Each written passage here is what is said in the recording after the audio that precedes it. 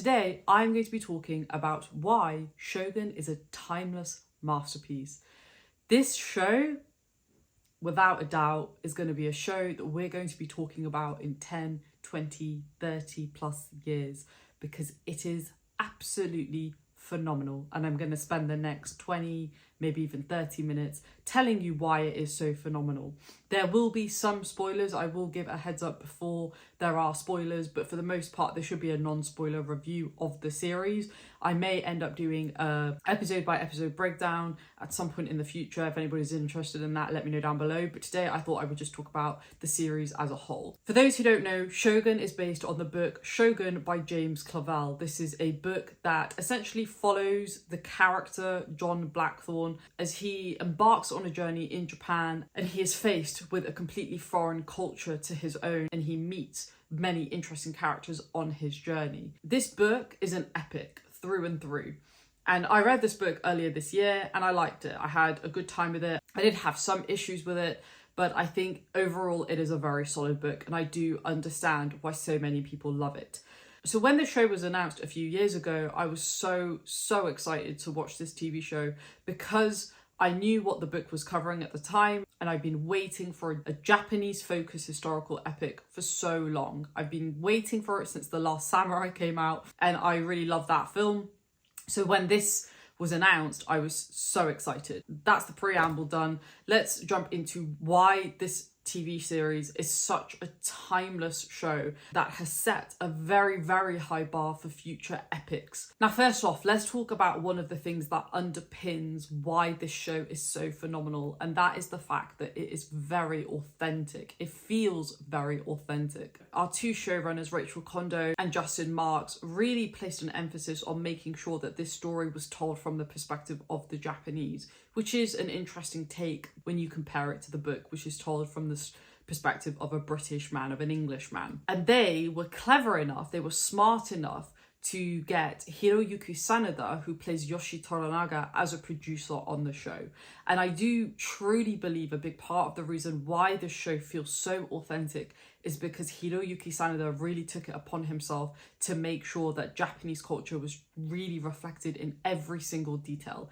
And you can see it in all of the behind the scenes content. I don't know if anybody watched any of those episodes, but I strongly recommend it. But you can see how thoughtful they were about ensuring that Japan and Japanese culture was truly represented. And I have to give complete kudos to Justin Marks and Rachel Kondo for giving him the freedom to be able to do that. Otherwise, I think what would have ended up being produced would have been a poor imitation of what this show is currently. As an example, they used a very polite form of Japanese that uses formal honorifics, and that's why maybe for younger modern Japanese audiences, watching this show might feel a little bit weird, but it made a lot of sense to make sure that they were using a form of Japanese that would have been more realistic to that time. As somebody who's learning Japanese, I could definitely notice some differences to how somebody would speak today versus how they would speak in the 17th century.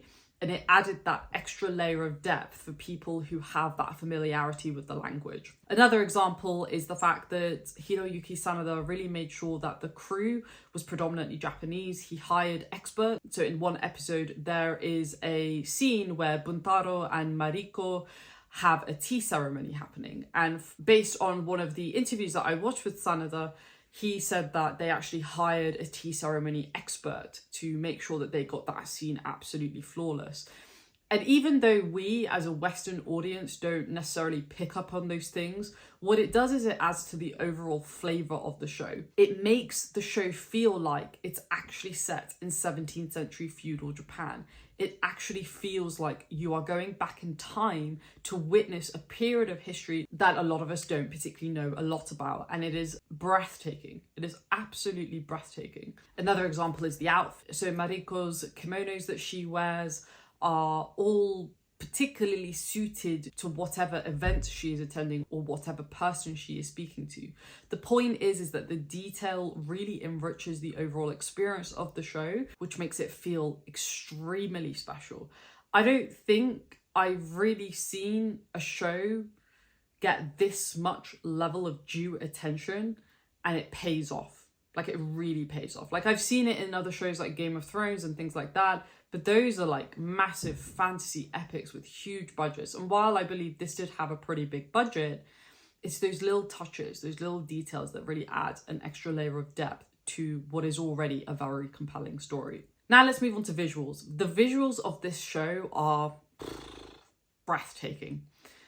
Absolutely breathtaking. It is a very visually stunning show. There are some incredibly beautiful wide-spanning shots that we get of Japan. Now, from what I understand, the majority of this show was shot in Canada. Parts of it was shot in the UK as well. Originally, it was supposed to be shot in Japan. It was supposed to be shot on location in Japan, but this was when the show was meant to be shot during COVID times, and then obviously COVID hit and they had to kind of completely change how they were going to go about shooting this show. So they ended up having to relocate to Canada for, I think, the majority of it. And then some parts of it were shot in the UK. And I think a few parts were shot in the US as well, which I don't think necessarily detracts at all, because it does feel like you're in Japan. Like I said, it really does feel like you're in 17th century feudal Japan. But again, it goes back to that authenticity. It goes back to how they build up Kyoto. It's how they show Edo in its kind of early formation. For those who don't know, Edo is essentially the precursor to Tokyo. We already start to see the beginnings of that come into place at the end of the season. One of the things that I think Japan isn't necessarily known for, it's known for hustling and bustling cities, is that it is known also for its incredibly beautiful landscapes. And we get these incredible shots, and I'll try to insert a few as I'm speaking, but we get these incredible shots of just untouched nature, of incredible woods and forest. We also get that feeling of this is an empire at war with itself, and it really adds to the grandiose scale of what we're seeing and witnessing. Each place also feels very distinct. So when we're in Kyoto, it feels very different to when we're in Itsu or when we're in Edo. So every place feels unique. Every place adds an extra layer to this incredible story. Again, it really adds to that feeling of this being a huge country, even though Japan is quite a small country. I think it's around the same size as the UK. I think it's a tiny bit bigger, but in reality, it's quite a small island, right? But yet, it doesn't really feel like that in the show. It feels like this incredibly diverse and beautiful place that I think we would all like to go and visit at some point. Unfortunately, not the feudal version, but I think modern day Japan is also pretty cool. Let's move on to characters. Characters is my favorite section to talk about, because if you've come from my book channel, you'll know that characters are generally the thing that I connect to most, even more than plot, even more than thematic work. Is for me, the characters are really what carry anything. And there's so many amazing characters in this show and also in the book. So my favorite character, without a doubt, and this was also my favorite character in the book, is Yoshi Toranaga. Yoshi Toranaga is played by Hiroyuki Sanada, and I honestly could not have picked more perfect actor to play that role. Hiroyuki Sanada is one of the greatest talents alive right now. He is one of those actors that when he comes on screen, he steals the show. As an example, in The Last Samurai, he's not really in it that much. He's in a few scenes, and yet he steals every single scene he's in. That's how much on-screen presence he has. And he was the absolute perfect choice to play this character. For those who don't know, Yoshi Toranaga is based on a real live person who went by the name of Tokugawa Ieyasu. And Tokugawa Ieyasu was considered to be, and still to this day, is considered to be one of the great unifiers of Japan. He was known to be extremely intelligent, to be 5 steps ahead of everybody else. And he was also known to be a leader that people wanted to follow because of his sense of honor and duty, not only to his people, but to Japan as a whole. So what you really need for this sort of character is you need somebody who can really carry the weight of responsibility that that type of character holds. And Hiroyuki Sanada did that absolutely perfectly. I honestly cannot criticize any part of his performance. It was perfect. He was designed to play a main character role, and I'm so glad he finally got that opportunity to really shine, because he, without a doubt, and maybe one other character, really carry the show. And that's not to say that the other actors are bad, because they're not. They're also perfection in their own ways, but he really carries the show on his shoulders, and it's wonderful to see. We also have one of our other main characters, John Blackthorne, who is the vehicle in which we are told the story. We see Japan through his eyes, we see this foreign culture through his eyes, and for many of us, that is probably the first time we're really witnessing this part of this world at this time, right, in the 17th century. Blackthorn is played by an actor called Cosmo Jarvis, and I think he absolutely embodies Blackthorn so well. Blackthorn, in the book, he's a very opinionated man, and he thinks that it's really his way or the highway. He's a typical Englishman, right? And he's very proud of his country, and he's very proud of being English. He's also very wary of those who are not like him. I found Cosmo's portrayal of Blackthorn to be particularly amusing because I think he really embodies what anybody at that point of time would have been like if they went to this new place that they had no idea about the culture or the language or anything like that. And I think seeing his growth from the beginning all the way up until the end feels very realistic, and it feels like as he progresses throughout the first season, we really see his mind open up in ways that it never would have opened up if he had never gone to Japan, which I think is always really interesting to see. Another character that I'm going to mention is Mariko. Mariko is played by Anna Sawai, and she is absolutely phenomenal as Mariko. Now, Mariko was my second favourite character in the book, and she is just absolutely incredible in this show. She really embodies that strength that a lot of women had at that time. When we compare it to women's strength in terms of a modern context, a lot of that is to do with being physically able to fight and being able to kind of beat up any man and all of that. And to some extent, sure, fine. I think that can be quite interesting, but I think it's also a very overdone trope, to be honest.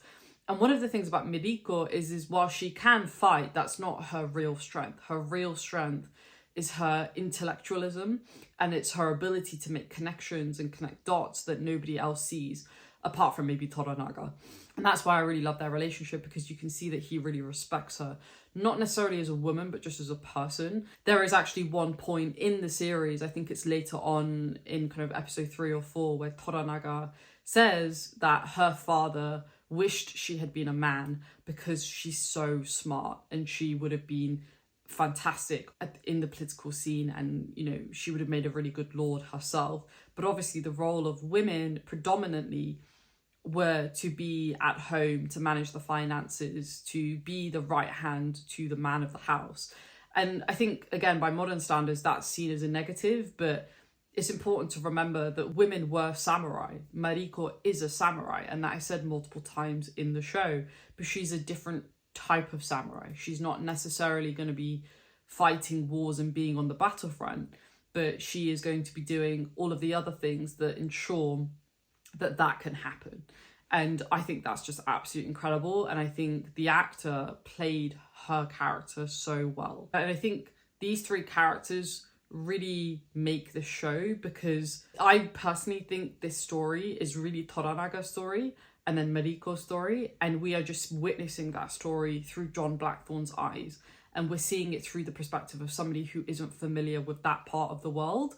And I think that's what makes this TV series so special. We are seeing these two incredibly complex, incredibly intelligent individuals navigate an incredibly complex world, but we're seeing it through the eyes of this person who doesn't fully understand necessarily what is happening all the time. And then we obviously have the language barrier, where he's being relayed information that isn't always necessarily true or fully accurate from Mariko, who is also a translator, and that just adds another level of stakes to this story. I'm going to mention a few other female characters that I thought were really compelling. We also have Fuji, who is played by Moeka Hoshi, and we also have Lady Ochiba, who is played by Fumi Nikaido. And these other two women just embody strength in a similar way to Mariko, but even their strength is in a slightly different way. Fuji, for me, was the shining beacon of this series, because she's just so adorable. She's so adorable, and she is put in a position at the start of the series where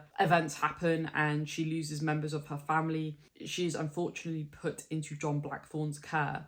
And obviously, this is some random white guy, and she doesn't know anything about him. She doesn't know anything about his culture. They don't speak the same language.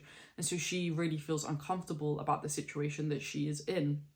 But yet, by the end of the series, you really see them two form a bond. And it's not necessarily a romantic bond. It's just a bond of understanding, and the fact that these two characters have been through a lot And in a weird way, they've been there together despite the fact that they come from very different worlds.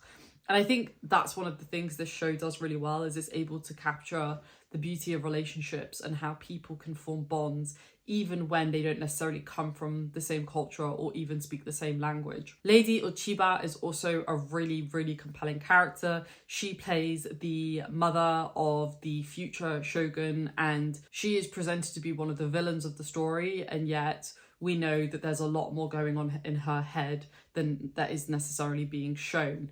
She played this villain very, very well. She was very creepy, and that was very much intentional. She has this quiet nature to her. She's very reserved. She's not overly talkative. She's not trying to be the center of attention. The moments that she speaks, the moments where you can see the expressions on her face, she really steals those scenes, because you can see that her brain is ticking away and that she is 2-3 steps ahead of everybody else in that room. And often the other people in that room are men, and yet she is playing them to her own tune, and it's wonderful to witness. It is absolutely wonderful to witness. もはや戦議は終わったと思ってよいのじゃな。大老衆のお考え、しかと聞かせてもらいましょうぞ。And again, it shows that women in this time had strength, but it was just a different type of strength. It wasn't, again, necessarily fighting in a war. It was being able to move the chess pieces on this board. There are also other what you could call villains in this story, and I have to mention Yabushige. Yabushige is just the best, and I think everybody hates to love this guy. And I'll be honest with you guys, I just love to love this guy. I think such a great character, where we start off with him in the beginning of the series. Short spoiler, skip ahead about 20 seconds. You know, he boils somebody alive, to where he ends up at the end of the series, where you never really know where his loyalty lies. But at the end, you really see him acknowledge Toranaga as the one who's been there ahead of everybody else. And he has a level of respect for him, even though he doesn't necessarily agree with his every decision. And even though he is very much a villain or a morally grey character, let's just say, he's one of those people that you can't help root for, even though you know what he's doing is wrong, and even though you know it's going to end up biting him in the arse later on. He's just so lovable, and the actor Tadanobu Asano was absolutely incredible for this role. He played it absolutely perfectly. So good. Then we have other villains, like the classic villain like Ishido. Now Ishido is essentially Toranaga's main kind of competitor to kind of become the ultimate ruler of Japan. And Ishido is one of those people that he's clearly smart, and he's clearly able to get people to buy into him as a character, but his number one flaw is his arrogance. And there's a difference between having confidence like Toranaga does and arrogance like Ishido does. And that's what ends up biting him in the arse later on. Sorry for all my British isms, but that is what ends up hurting him later on in the series. And that's what leads to his inevitable downfall. The actor who plays Ishido, Takahiro Hira, is absolutely fantastic. He is quite a famous Japanese actor. He was actually in another Japanese show called Giri Haji. And if you haven't seen it, I recommend it. It's partially set in Japan and partially set in the UK, in London. And it's about Yakuza, essentially. And he's phenomenal in it. So to see him play a role like Ishido was really refreshing, because it shows how much range he has as an actor, and I think that is really needed for a character like Ishido. One character and actor that I really want to shout out, and was one of my favourites in the show, was the character Toda Hiromatsu. Now Hiromatsu is one of my favourite character types. He plays the loyal right hand to Toranaga, and he completely 100% embodies that role. He's the honourable sidekick. He's the person that people listen to no matter what, and he's the person that people look to when shit hits the fan. He is such a well-realised character. I actually preferred the way that they wrote the character Hiromatsu in the show, and I do think a large part of that was also because the actor Tokuma Nishioka was just perfect for this role. He's just so good in this role. Like, I honestly could not imagine anyone better in this role, because you witness his undying loyalty to Toranaga all the way up until the end of this series. And spoiler alert, skip ahead 10 seconds, that's why we all feel absolute despair when he dies, because he does it for his undying love for his master, Toranaga. I'm going to talk about one of my favourite scenes later on, but one of my favourite scenes is with Hiromatsu and Toranaga. And I love their relationship. I love the fact that they both embody loyalty and honour, but in slightly different ways. And I love the way that his character contrasts with Toranaga's characters as well. Absolutely fantastic character.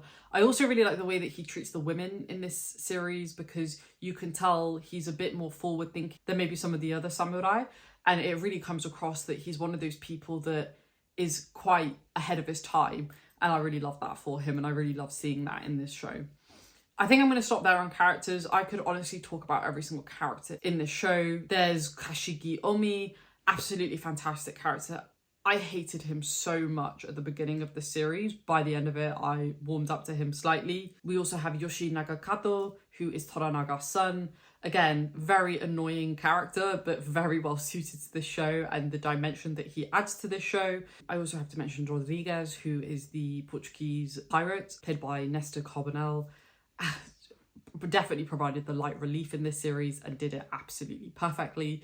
I loved his relationship with John Blackthorne and their interactions. My point is that there's a huge cast of characters that I could talk about for hours. The point is that every single character has a very specific role to play, and they all contribute to the story in one way or another, whether it's the main core cast of characters, whether it's the secondary cast of characters or the tertiary cast of characters. Everybody plays their role phenomenally well, and genuinely I don't think I've seen a TV series have such an incredible ensemble cast play their role so well. Like, it was truly impressive. Now let's move on to the next section, and this is going to be kind of a mixture of a couple of different topics, but mainly we're going to be talking about the writing here. As I mentioned at the start of this video, this show is based on the book Shogun by James Clavell. Now, the writers did have actual source material to pull from, and the show does end where the book ends as well. So they did really follow the kind of main plot points of the book. They did change a few things, but I think it made sense, and I think I wasn't against those changes by any means, and I haven't really seen anybody be against those changes either. I think there was maybe one scene that was omitted from the book near the start when John Blackthorne and Toranaga meet for the first time. I think that scene would have been quite good to have in the show, but unfortunately they didn't add it in for one reason or another. But that being said, I don't think it detracted either. But I think overall the writing was really solid, and I think they did justice to the original source material. There are a few scenes that I really want to talk about. I think you should skip this entire section. I will put something on the screen to show when I stop talking about spoilers, but there are a few scenes that I just have to talk about. Now, one of the scenes that I mentioned earlier between two of my favourite characters, Toranaga and Hiromatsu, was the scene where Hiromatsu essentially sacrifices himself to further Toranaga's mission. And we're in a scene where it's just after Toranaga's son has passed. He's been given a couple of weeks to basically mourn his son before he has to go to Kyoto and basically give himself up, where he would be forced to commit seppuku or he would be killed, right? Now, a little bit of context on that scene. This scene, I think, is one of the most impactful scenes in the entire series, because it really shows the depth to which Toranaga is willing to go to fulfill his mission. And we'll talk more about his mission later on. It really goes to show like how much he is willing to go to the end and how much he's willing to sacrifice to do that. And I think also in contrast to that, we also see the willingness of his right hand, Hiromatsu, to fulfill that mission, to fulfill that vision of creating a Japan that isn't battling against itself, essentially. The whole reason for Hiromatsu's death is basically to deceive Ishido and maintain the appearance of his surrender. All of Toranaga's followers at this point want him to fight back. They want him to take Kyoto. They want him to have a show of physical force. But Toranaga is playing a longer game. He doesn't want to do that because he doesn't necessarily need to do that. He doesn't need to go onto a battlefield necessarily. He doesn't need to inflict a war to get what he wants. And that's what makes Toranaga so intelligent, because the real battle is the intellectual battle. It's the battle of the brains.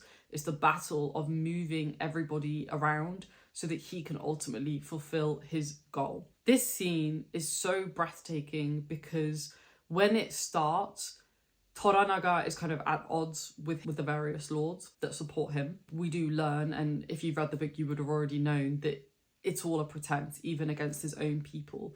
And as a kind of natural consequence of that, he's also trying to weed out the people who are unfaithful to him, who are disloyal to his cause. And Hiromatsu really embodies the loyal, heroic samurai. He is the one that really takes that to his death. The pain that you see both in his face and Toranaga's face, to the point where Toranaga even, you can see that there are tears in his eyes. Like, I can't begin to explain how emotional that scene is, because the level of loyalty that Hiromatsu has to Toranaga's cause and to him specifically just goes to show like how willing those characters are to give everything to this man so that he can achieve his goal. And they obviously believe in that goal as well, but what they really believe in more than anything is him. But then to see Toranaga also be very impacted by that, to the point where I think it's like the day after Hiromatsu commits seppuku, he really feels it and he can't sleep and he feels on edge. And that doesn't really happen with any other character. So we really see the impact of Hiromatsu's death on Toranaga, and you remember that he is human. His own son's death doesn't have that impact on him. He sees that as a mechanism to fulfill his plan, to keep calculating and to keep figuring out what needs to be done. But that doesn't happen with Hiromatsu. He actually takes the time to mourn his death. And I think it's that friendship that I found really beautiful, because even though he is this incredibly powerful man, and even though Hiromatsu knows that he has to do this to really further their joint cause, you still feel that they're both mourning for each other, because they're both losing something that is bigger than that in some ways. I did rewatch it quite a few times because I think it is truly breathtaking how you can see the emotion on both of their faces. One of my favorite things about that scene as well is when Hiromatsu's final words to his son Buntaro, who is also the husband of Mariko, he says to him, "Do not give up on our Lord, even when it seems like he has given up on himself."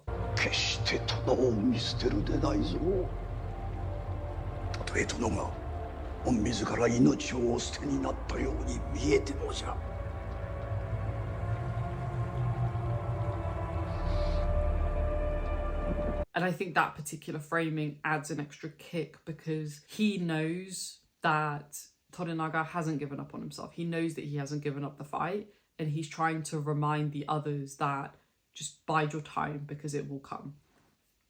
That scene just lives rent-free in my head. Like, it's truly, truly incredible, but it's just a masterpiece in writing. It's a masterpiece in acting. In terms of the scene, like, it's just two people and you're just looking at their faces the entire time. Like, not much action is happening. It's one of the most emotional scenes in this entire series. Incredible. Another scene that I really want to talk about is the scene between Mariko and Buntaro. So people who have read the book or watched the show, or both, will know that they have a very fractured relationship. They are man and wife only in name, but when it comes to actually being what that embodies, they are, very distant, and there is no love there between them. I'm not going to go into why, because if you've seen it, you'll kind of know what happens. But one of my favourite scenes was the scene where Buntaro makes tea for Mariko, and Mariko basically says to him, "I still don't want to be a part of this, and I want to die," essentially, because she feels so strongly about the fact that their relationship is not one that she wants to be in. But in the lead up to that realization that she has, I really like the fact that Buntaro takes it upon himself to make tea for Mariko, and that might not seem like a big deal, but it was at that time, because men typically didn't lead a tea ceremony. It would typically be the woman. She would lead it, and she would pour the tea for the man and allow him to drink first, and then she would take a drink second. But in this scene, that's flipped. Buntaro makes the tea, he pours it for her, and Mariko takes the first sip. So we see their roles reverse. It's such an emotional scene because we really see the pain on Buntaro's face, and we really see that he regrets a lot of what he's done. And we see the pain in Mariko's face for what has happened in the past. I think it's interesting because in the book, this is positioned to almost be because of John coming into the scene. But I think in the show, it's actually shown to be a lot more impactful because I think this scene would have happened in this way regardless of whether John Blackthorne had ever met Mariko. So their relationship is bad, not because of him, but it's because there's a lot of unhappiness that has been caused by both of these characters to some extent.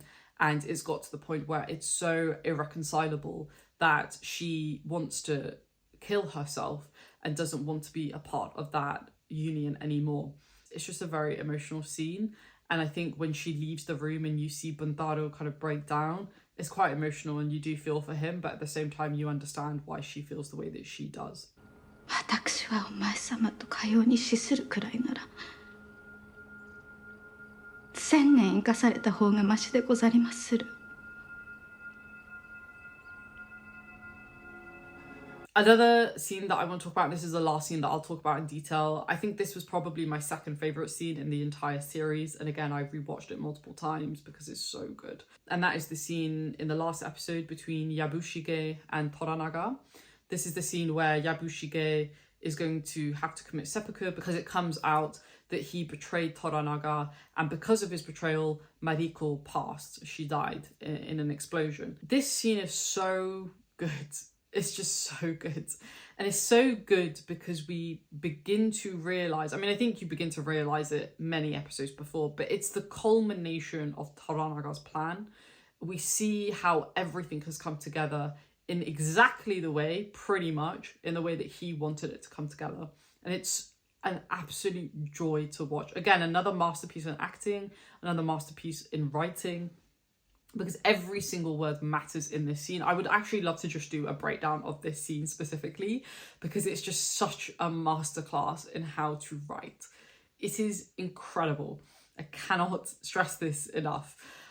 I might actually go as far as to say that this is my favourite scene in the entire show because it's just that good. It is just that good. One of the things about this scene that I just loved is the power dynamic. Yabushige is on his knees on the floor and Toranaga is initially sat down, but then he stands up and he's looking out at the beautiful scenery in front of him. We really see that he's risen to the top, and like literally and metaphorically he has risen to the top and he is now Shogun. One of the things about this story is the question of whether Toranaga really wanted to be Shogun, whether he really wanted to be top dog, because it is told to us multiple times by this character that he has no interest in being Shogun. I think it's said like 3, 4, maybe even 5 times in the series. He says multiple times, I don't want to be Shogun. I don't want to be Shogun. ご心配とあらば重ねて申し上げまする。それがしは関東の領主で満足しておりますゆえ。 And yet, by the end of the series, he ends up in that position. And it does bring into question whether this incredibly complex and calculated individual planned every single little thing to happen so that he could end up being the one who would be ruling Japan. I think without a doubt, you can assume that that was very much Toranaga's end goal. His kind of self-sacrificing attitude is partly what draws people to him because they believe that he doesn't want power. When you contrast him to someone like Ishido, Ishido wants power and he's unashamed to admit it. He says it out loud and it's very clear to the audience that that's what he wants. With Toranaga, it's not clear for the majority of the show, and it is very clear that that is what he wanted from day one. That level of manipulation and calculation to get from where we are at the start to where we end up with Toranaga at the end is just... You've got to be insanely intelligent to be able to pull that much of a long game, to sacrifice what he sacrificed, to use people the way that he's used them, to also put himself in a position where he's never really at risk. Like, he's never really truly at risk because he knows exactly what is happening at any given moment in time. Even with what happens with his, I think it's his half-brother, like even that is all calculated. Even when he feigns the surprise, you know that actually that was all intentional.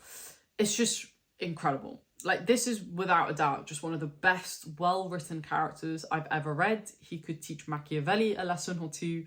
It was just chef's kiss, that whole scene, and I will also try to insert a part of it just for memory's sake because it deserves to be watched time and time again. アンジンと初めて会った時、あやつが何と申したか覚えておるか。わしが戦うても望みはないゆえやめておけと申した時。己が勝てば望みはある。勝てば全て思いのままになる。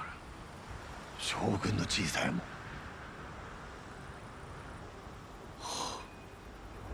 それが殿のかねてよりの望みであったのでございまするな。胸の奥に秘めたお心は殿も他の者とさほど変わりませぬな。本当のことを語ってくだされ。墓場まで持ってまいりまするゆえ。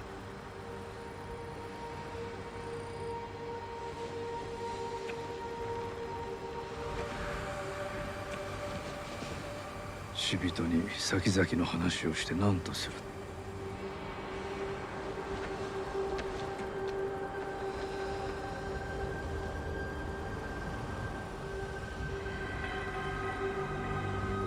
Another thing that I want to mention that I really loved about the writing is the fact that in the book, one of the big emphases of the book is Mariko and John Blackthorne's romance, and that is just not the case in this series. It's very much a secondary, tertiary plot point, and even then, not much time is given to it, and I'm really grateful to the writers that they didn't do that, because this story isn't about them. It's not really about their romance and their coming together. It's really about this much more broader, complex world and the characters in that world, and that just is one very specific aspect of those characters interacting with one another. I think what it does really show to me their relationship is the fact that they're both very similar, and the fact that they're both trying to escape from something, and by coming together they find that release in a way. And I think it's shown really beautifully, to be honest. And I did like the fact that we do get some reference to it, but at the same time it's not the main focal point, which I was very worried that it would become the kind of main aspect of it, but thankfully it didn't, and I'm really happy that they decided to make that decision. More broadly, I think the pacing is really solid in this series. I really do like the fact that episode 9 is like really the crescendo of the story, and then episode 10 is the epilogue. We're really seeing the consequences and the aftermath of what's happened. I think it makes sense because I think we would have all been left wondering if we didn't get that last episode in the way that we did. I think when you compare where the characters are in this episode to where they are in episode 1, we see a lot of people have fallen and have ended up in much worse situations than they were at the start, and yet Toranaga is the one that has ultimately come out on top. And to some extent John has as well, because he's found a place that is home. There are lots of details in this TV series that are also just, I think when you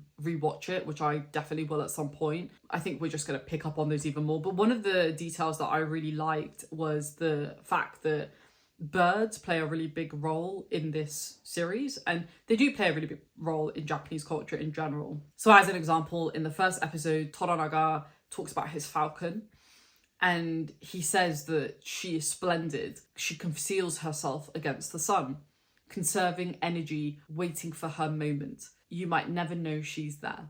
And that just encapsulates Toranaga's character so perfectly.